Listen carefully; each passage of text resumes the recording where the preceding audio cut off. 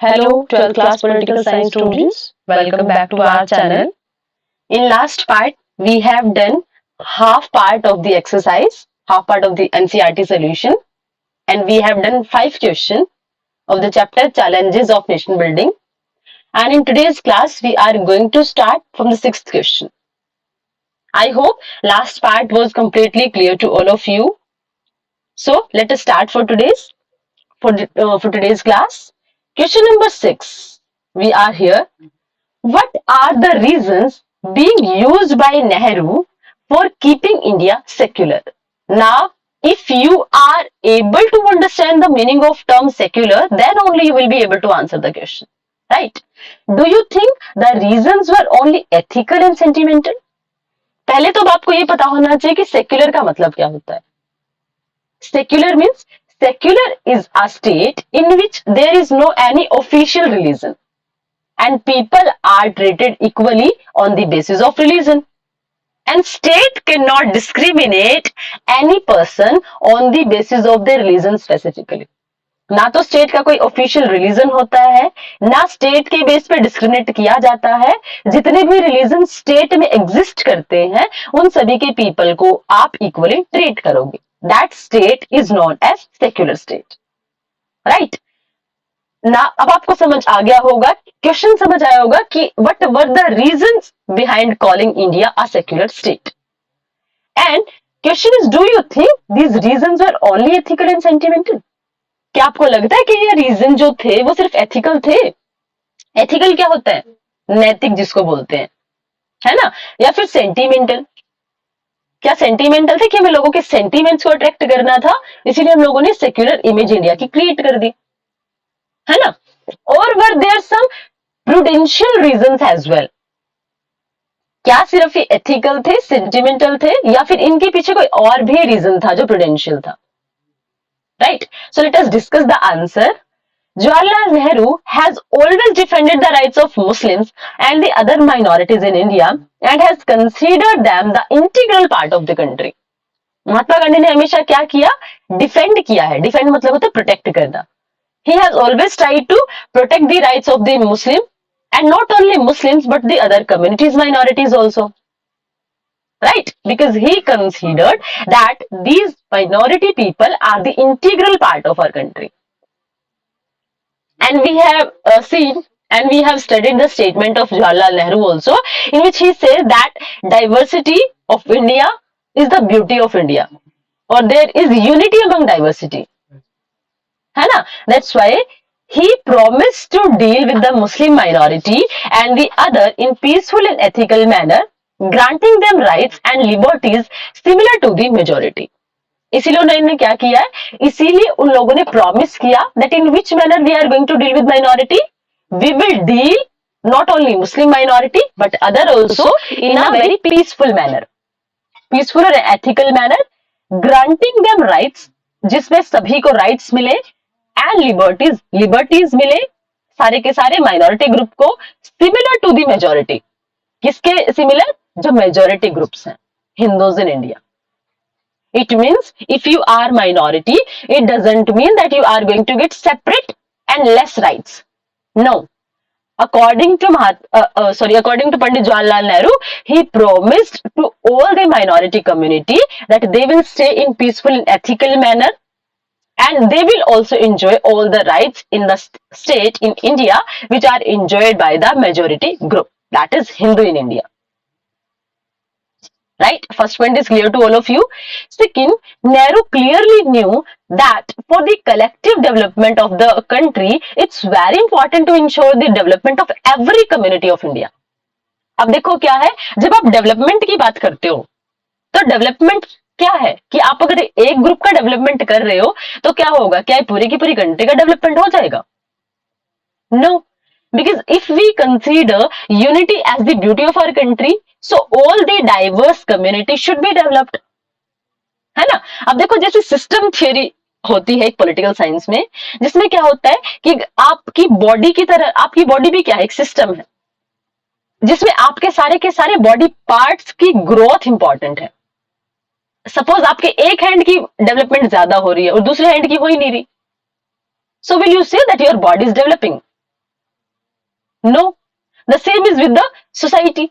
अगर आपकी सोसाइटी में एक मेजोरिटी ग्रुप डेवलप कर रहा है और जो माइनॉरिटीज है they are in critical situation, so you can't consider that it's a development.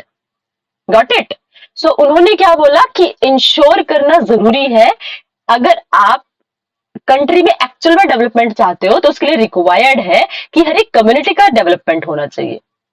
It was prudential reason that made Nehru to give, और यही वो प्रूडेंशियल रीजन है जो नेहरू ने अपने स्पीचेस में अपने वर्डिक्ट्स के थ्रू प्रोवाइड करवाए थे। तो hope it is clear to all of you, there was no not only ethical and sentimental reason behind keeping India a secular state, but there were some prudential reasons also, and that was the complete and overall development of India. Because if we were able to develop the one part only or one majority group only, then it was not the complete development. It will be one-sided development only. That's why it was required that society should be developed from each and every aspect. And this is the prudential reason. Got it? After that, seventh question is asking from you, bring out two major differences between the challenge of nation building for eastern and western region of the country at the time of the independence. अब आपको बताने हैं major difference हमारे challenges के सामने, जो थे nation building के सामने, for eastern and western region of the country. उसमें आप नेशन बिल्डिंग कैसे करने वाले हो, वो चैलेंजेस आपको बताने हैं। And time will be of the independence only. So there were numerous challenges with that India was facing at the time of independence. अब अगर आप लोगों को अपनी ईस्टर्न और वेस्टर्न रीजन, वेस्टर्न बाउंड्रीज आपको बनानी थी, so what were the changes? What were the challenges in front of us? So first challenge was the western part of the country was undergoing the crisis of the reorganization of the state on the basis of their language. However, this problem was not very prominent in the eastern part of the country. अब क्या हो रहा था, जो country का western part था उसमें क्या चल रहे थे, क्राइसिस चल रहे थे कि हम स्टेट्स को रीऑर्गेनाइज करेंगे on the basis of the language, है ना, हम स्टेट्स को रीऑर्गेनाइज करेंगे। लेकिन ये जो प्रॉब्लम थी ईस्टर्न पार्ट में इतनी ज्यादा नहीं थी। After that, the western part of the country, however, did not undergo severe secessionist movements, not such were not the case in the eastern part. और क्या हुआ था कि हमारे यहाँ ऐसे सेशनिस्ट मूवमेंट, सेशनिस्ट क्या, जो सेपरेटिज्म को कहीं ना कहीं प्रमोट करते हैं कि हम अलग हो जाएंगे, है ना, तो ये भी कुछ चीजें चल रही थी, राइट। लेकिन वेस्टर्न पार्ट ने इन चीजों को इतना ज्यादा फील नहीं किया। Not such were not the case of eastern part, लेकिन ईस्टर्न पार्ट में ये चीजें कहीं ना कहीं चल रही थी, है ना। उसके बाद आप लोगों ने कई सारी डिमांड्स पड़ी थी कि स्टेट्स को अलग अलग नाम से आप कंसीडर करोगे, आप लैंग्वेज के बेसिस पे अलग अलग स्टेट्स बनाओगे। आप लोगों ने पढ़ा था ना that Andhra was the first state which was formed on the basis of language only. तो कहीं ना कहीं सेपरेटिज्म की डिमांड भी होना शुरू हो गई थी। Got it? Hope it is also clear to all of you.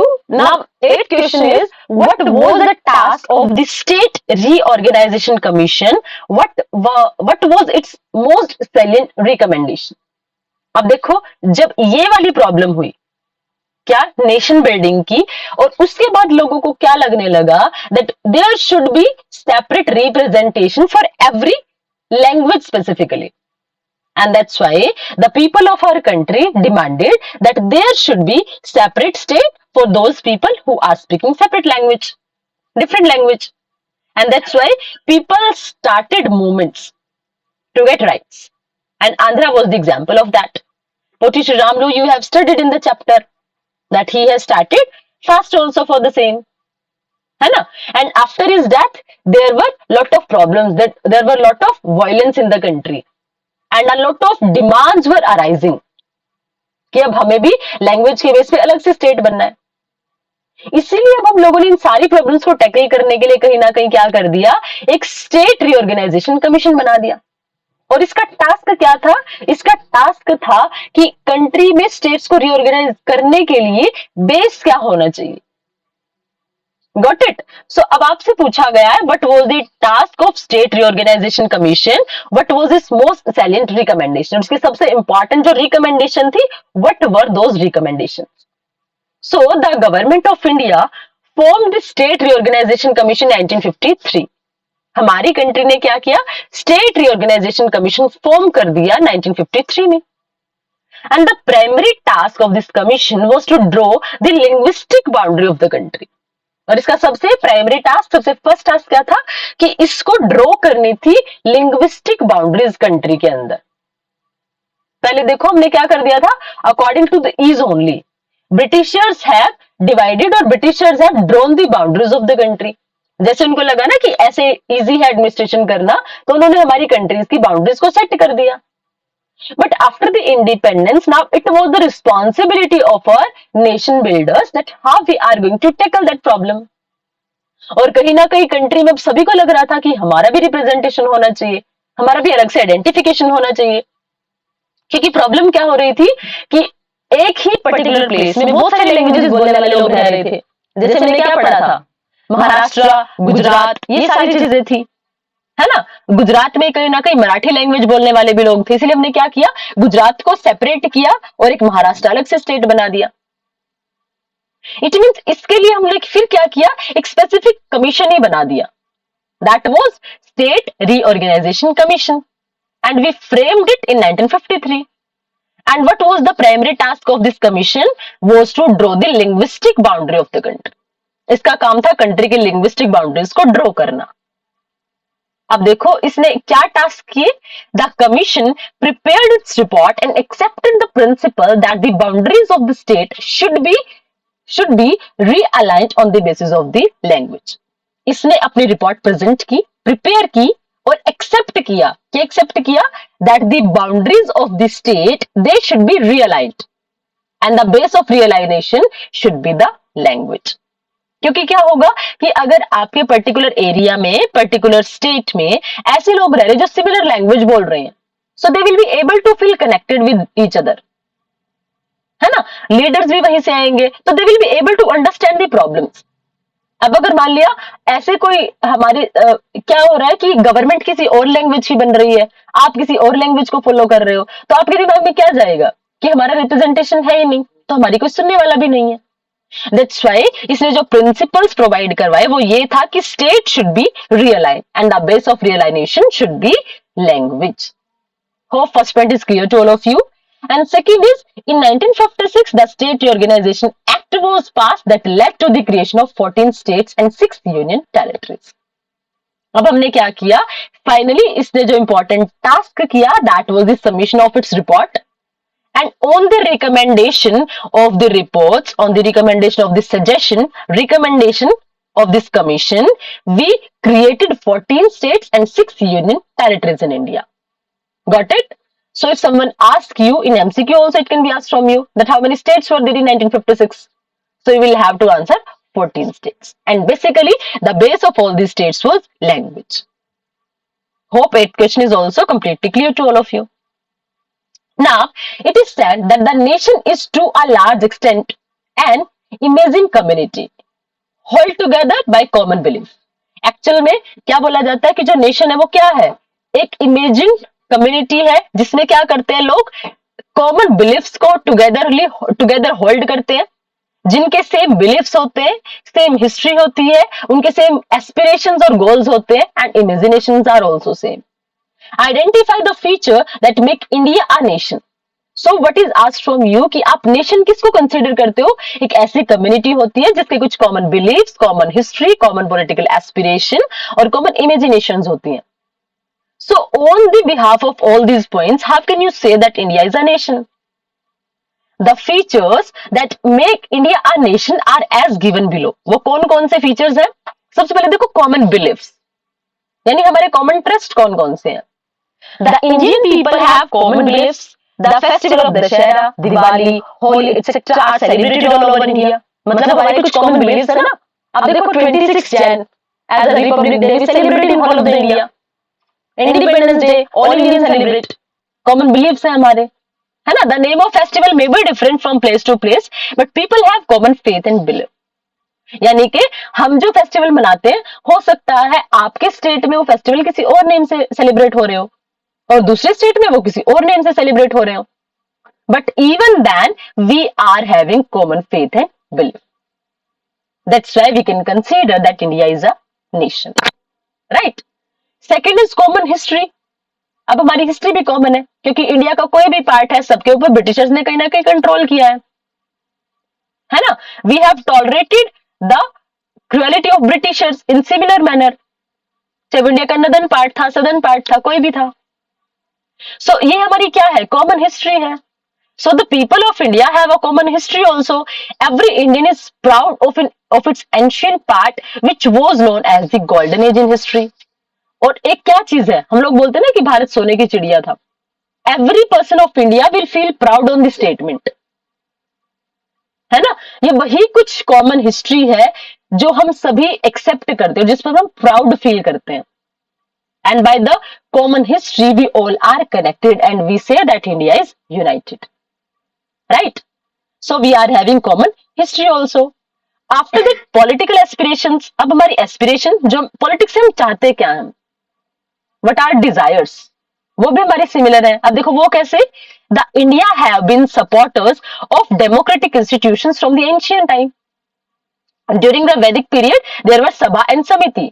अगर आप लोगों ने कभी स्मॉल क्लासेस की 6th 7th 8th क्लास की हिस्ट्री को अच्छे से पढ़ा होगा, तो you will be able to understand that in that time period, Vedic time period also, we were having the examples of democracy and republic. हमारे यहाँ क्या होती थी, सभा, समिति, विदत, ये सारी चीजें होती थी, by which there was representation of people directly in the policy making. यही वो चीजें हैं जो हम आज भी चाहते हैं. कहीं ना कहीं हम डेमोक्रेटिक इंस्टीट्यूशन से यही चीजें चाहते हैं.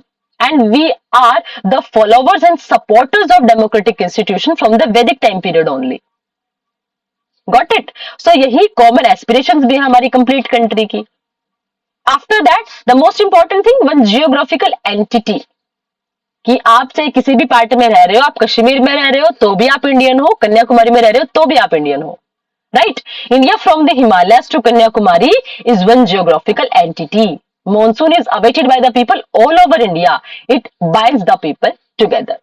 और यही वो फीलिंग है कि हम चाहे आप कश्मीर से कन्याकुमारी चले जाओ, गुजरात से अरुणाचल प्रदेश चले जाओ, there will be a feeling ना that we all are Indian.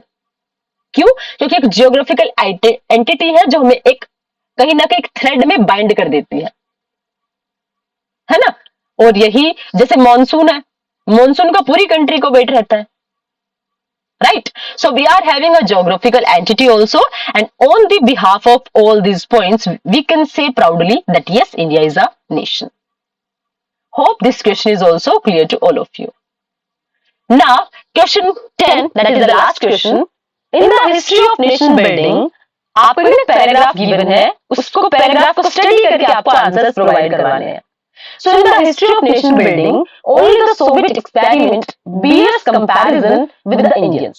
आपको क्या बोला गया है कि नेशन बिल्डिंग में ना बस एक सोवियत यानी यूएसएसआर आप लोगों ने पढ़ा होगा, उसके एक्सपेरिमेंट्स ही हैं जिनके साथ हम कंपैरिजन कर सकते हैं. There too a sense of unity had to be forged between many diverse ethnic groups. वहां भी ऐसा ही था कि डिफरेंट ग्रुप्स में कहीं ना कहीं यूनिटी हो गई थी. Religious, linguistic communities and social classes, वहां पर भी ऐसा ही हुआ था. The scale, geographic as well as demographic were comparably massive. क्योंकि जो जियोग्राफी और डेमोग्राफिक है ना कहीं वो मैसिव है.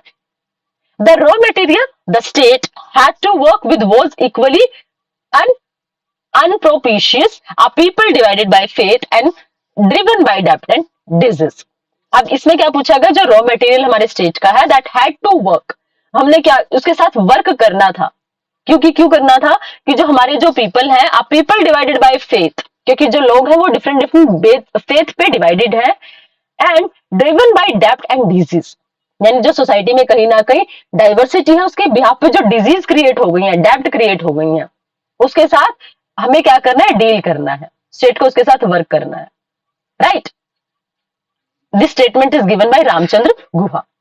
अब इसके बिहाफ से आपसे क्वेश्चन पूछा गया है, list the commonalities that the author mentioned between India and Soviet Union and give an example for each of these from India. अब आपसे पूछा गया इन स्टेटमेंट्स को स्टडी करके, पैराग्राफ को स्टडी करके आपको क्या सिमिलर चीजें दिख रही हैं? So the India and Soviet Union has faced problem having numerous similarities on the ground of ethnicity, diverse religious and linguistic communities and social classes. मतलब जो कॉमन चीज है वो क्या है कि दोनों में डाइवर्सिटी है, दोनों ने इस प्रॉब्लम को फेस किया है. On every basis, we are able to see that there is a huge diversity. Apart from this, both nations has large geography and demographic variation. और इसके अलावा क्या है, दोनों की दोनों कंट्रीज में, दोनों के दोनों स्टेट में जियोग्राफिकली भी और डेमोग्राफिक भी बहुत ज्यादा वेरिएशंस है, डिफरेंसेस है. अगर आप इंडिया को कंसीडर करते हो तो क्या होगा, इंडिया में एक जगह पे आपको अलग टाइप की वेजिटेशन मिलती है, दूसरी जगह पे अलग वेजिटेशन मिलती है. एक जगह पे आपको अलग टाइप की क्लाइमेटिक कंडीशन मिलती है, एक जगह पे दूसरी अलग अलग तरीके की मिलती है. Same with Russia also. क्योंकि रशिया में क्या है, रशिया में सोवियत रशिया में भी क्या है, सोवियत यूनियन में भी क्या था, बहुत ज्यादा पार्ट पे एक्सपेंडेड था. That's why there were huge diversity, not only on the basis of ethnicity, religion and linguistic, but on the basis of geographical and demographic variation also. Right? अब क्या है, one common problem that was in front of both of the nation was the vast geographical area of the country. अब जो दोनों ने face की common problem वो क्या है कि दोनों का जियोग्राफिकल एरिया बहुत ज्यादा वास्ट है. They had to establish a sound administration for managing such a large area. और उनको क्या करना पड़ा, एक बहुत अच्छा एडमिनिस्ट्रेटिव सिस्टम इंट्रोड्यूस करना पड़ा so that they can manage that much large area. Right? Second is the inclusion of diverse ethnic group in a single political arena was a complex task that both the nation had to face in their road to unification. और इतनी ज्यादा diversity होने के बाद भी आपको क्या करना था, different diverse ethnic societies, different ethnic groups को एक सिंगल पॉलिटिकल आइडेंटिटी में फ्रेम करना था. And that was a very difficult और complex task. And both of the states have faced it whenever they were trying to unify it. Right? Whenever they were trying to make a state. Right? Hope this question is also clear to you. Now the next part, the author does not talk about dissimilarities between the two experiments. Can you mention two dissimilarities? देखो आपने similarities तो देख ली बहुत ज्यादा कि geographically बहुत ज्यादा expanded है ना. On the behalf of differences बहुत ज्यादा डाइवर्सिटी आपको देखने को मिलती है. On the basis of ethnicity, religious group आपको बहुत ज्यादा डाइवर्सिटी देखने को मिलती है. But author did not mention dissimilarity. So can you mention? So the two dissimilarity in the two nations R India establish a democratic government and on the other hand USSR established a communist government. India में completely democratic government है और Russia में क्या है, communist. Communist basically कैसा system होता है, communist एक ऐसा सिस्टम होता है जिसमें सारे के सारे एस्पेक्ट पे स्टेट बहुत ज्यादा कंट्रोल कर लेता है ना. ये भी चीजें don't worry, all these ideologies we will discuss in the second book. Okay, and then you will be able to understand the meaning of every term कि कम्युनिज्म क्या होता है, कैपिटलिज्म क्या होता है. सो ये चीजें आप अभी याद रखोगे कि communism basically it's ideology in which state is supreme, state का हर एस्पेक्ट पे कंट्रोल होता है. Got it? अब उसके बाद India adopted a multi-party system of democracy, whereas USSR has the presence of a single party who hold all the political power. अब difference क्या है, हमारी कंट्री में मल्टी पार्टी सिस्टम है और रशिया में क्या है, there is a hold of one single political party. These are the dissimilarities. Hope it is also clear to all of you. Multi party system क्या कि हमारी कंट्री में नेशनल लेवल की बहुत सारी पार्टीज है, स्टेट लेवल की बहुत सारी पार्टीज है. But as I told you, in communism, communist ideology, वहां पे क्या होता है, there is control, excessive control of the state, and that's why there is one party only, single party only. Right? Last question is, in retrospect, which of these two experiment worked better and why? अगर आप इन दोनों context को अगर आप compare करते हो, तो whom do you think is having better experience and why do you consider it?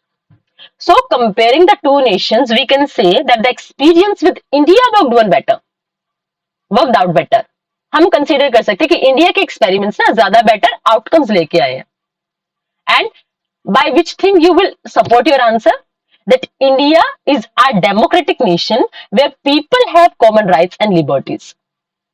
क्यों आप फील कर रहे हो?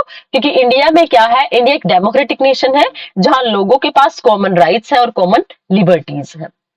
The people of India has the right to choose their representative and government after tenure of 5 years from different parties. India में क्या हो रहा है कि हमारे पास अपने रिप्रेजेंटेटिव्स को, गवर्नमेंट को चूज करने का राइट है.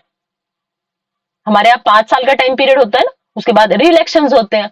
And we are having a lot of parties, as we have discussed right now, that India is having multi-party system, right? On the other hand, in USSR, there is presence of one party only, that is Communist Party, which is the sole political power of the country. जो क्या है, sole अकेली political power है. सो अगर एक ऐसा system होगा जहां पे एक ही पॉलिटिकल पार्टी से लोग बाउंड हो जाते हैं, we can't consider that it can work in that much good manner in which multi party system is working. Because in India, we are having huge diversity. So to represent that huge diversity, we are having a lot of political parties so that people of different communities can feel that yes, I am also having representation. There is my importance also in my country. But suppose if you are having one political party only, what you will think? कि एक ही तो political party है, इसको ही तो power में आना है, मेरी वोट का कोई डिफरेंस होने वाला नहीं है. Right?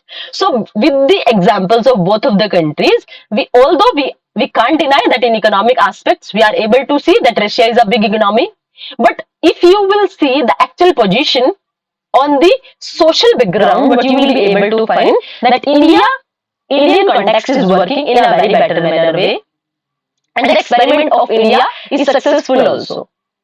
है ना? Because we have given representation to every diverse community. And just because of that, India is showing itself in a very different and very important manner on the world map. कि इतनी ज्यादा diversity होने के बाद भी हम एक हैं. और इसी ने कहीं ना कहीं क्या इमेज क्रिएट की है इंडिया की, इसने वर्ल्ड में एक ऐसी कंट्री की फॉर्म में इंडिया की इमेज को रिप्रेजेंट कर दिया जिसमें सभी को रिप्रेजेंटेशन मिलता है, राइट? और जो कहीं ना कहीं वर्ल्ड में यूनिक फीचर भी रखता है.